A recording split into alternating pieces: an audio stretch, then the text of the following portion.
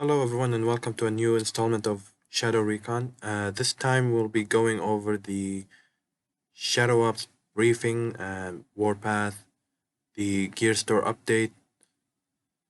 So let's get right into it. Now this is 12/24 release notes. We first have the 12 Days of Kixmas. This is the season of giving, and we have a free offer every day for you from December 13th to the 25th. Log in every day to accept a different special gift from us to help you crush your enemies. In addition, Mecha Krampus and his Yule lads have returned, and you'll be able to hit their bases on the map each day for additional gifts. And you'll be facing off against Mecha Krampus every 3 days.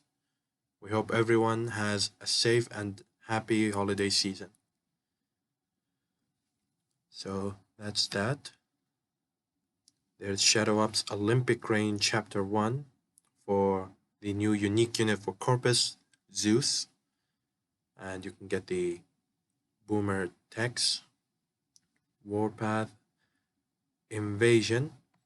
True Believers and Eastern Horde are invading and will have you facing off against defensive waves to win medals, thorium, along with upgrade and build logistics for the Echidna, Janissaries, Commandants, Hyperion, and the Boomer. Medals, thorium, and advanced materials are awarded on every playthrough. Fight for a faster time to rise up the leaderboards for payout prizes. Starts on the 16th and ends on the 19th. The briefing will be available on the 13th. Content changes. There is the gear store that has Vanguard text.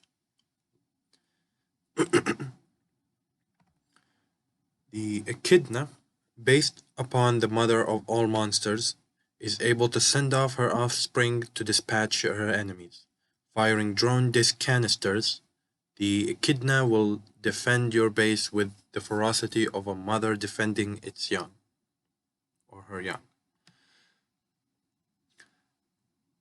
So, definitely it looks like a version of the Hive, but for base defense. So, this will be interesting to see how well it fits with the Morning Star, considering both are almost the same thing. And its spotlight will be available on the 14th as well. Bug fixes are the general fixes and improvements. Now onto Shadow Ops. Now, right off the bat, you're probably wondering why is it a new unique and not the prototype tech for the War Barge? Well, I did ask Drake about it, and since since our time zones are quite out of sync and only for a few hours that we get to talk to each other, if I had anything to ask him, I asked a question, but since he's probably asleep by now, there I don't have an answer for that at the moment. So we'll see maybe later tonight if I get the answer. And you could tag me with it and I'll answer you if I have the answer for it. Okay, so for this chapter, you can earn up to 3 parts for Zeus, as well as the Boomer Tex. And it's pretty much the standard same thing. So, Corpus have harnessed Olympic lightning and are unleashing it on the battlefield. Capable of bringing down titans, this power is immeasurable and using it is an act of hubris. Now, it seems like a light vehicle to me, which is probably the first ever unique to be a light vehicle, unless I'm mistaking it. But I'm pretty sure it's the first. It would be the first light vehicle, judging by its design. But we'll see. Low lightning mechanics do remind me of the Hellhounds. So to some extent, but we'll see. So boomer techs. Unstoppable Complaint increases movement speed by up to 60%, slot engine. Minute Decision increases turn speed and acceleration by up to 100%, slot engine. Secured Blind Spot affects damage reduction from vehicles by up to 20%, slot plating. Reinforced Bumpers reduce damage from infantry and buildings, slot plating. And this would be it for the boomer techs.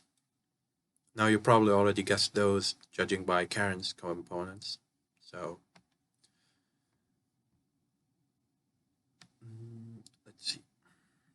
So the Legendary Vanguard components are now in the exchange store. Technological advances affect increased movement speed, acceleration, and turn speed, and damage reduction by 25%. That's a lot of bonuses. Slot Private costs 5 blood thorium. Advanced Armaments increased damage done by 25%. Slot Captain costs 8 blood thorium. Okay.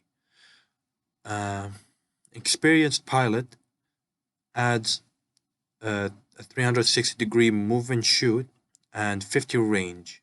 Slot Commander costs 10 blood thorium.